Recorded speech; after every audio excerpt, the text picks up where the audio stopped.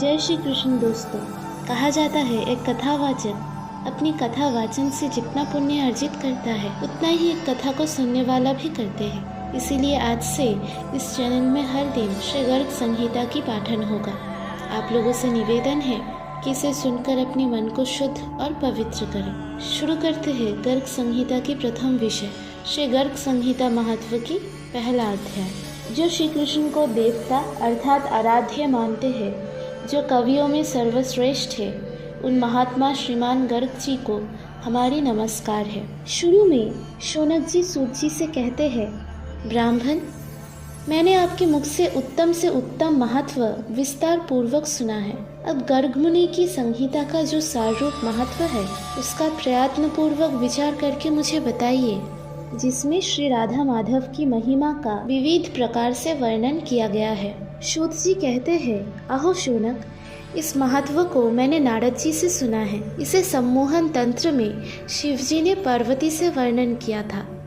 कैलाश पर्वत के निर्मल शिखर पर, जहाँ अलोकनंद के तट पर अक्षयवट विद्यमान है, उसकी छाया में शंकर जी नित्य विराजते हैं। एक समय की बात है, संपूर्ण मंगलों की अधिष्ठात्री देवी गिरिजा ने प्रसन्नता पूर्वक भगवान शंकर से अपनी मनभावनी बात पूछी, जिसे वहां उपस्थित सिद्धगण भी सुन रहे थे। देवी पार्वती ने शंकर जी से पूछा, नाथ, जिसका आप इस प्रकार ध्यान करते रहते हैं, उसके उत्कृष्ट चरित्र तथा जन्म कर्म के रहस्य का मेरे सामने वर्णन कीजिए। कष्टहरी शंकर, पूर्व काल में मैंने साक्षात आपके मुख से श्रीमान गोपाल देव के सहस्त्र नाम सुना है। अब मुझे उनकी कथा बताइए।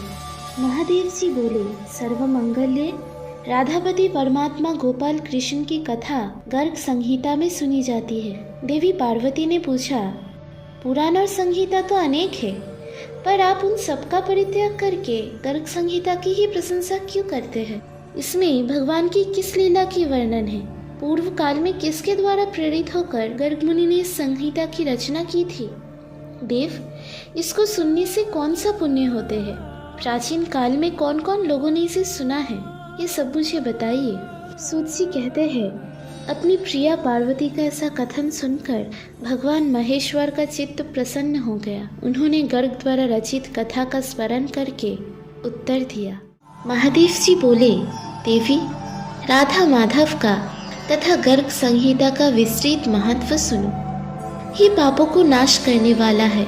जिस समय भगवान श्री कृष्ण भूतल पर अवतीर्ण होने का विचार कर रहे थे, उसी अवसर पर ब्रह्म के प्रार्थना किए जाने पर उन्होंने अपने चरित्र का वर्णन राधा से किया।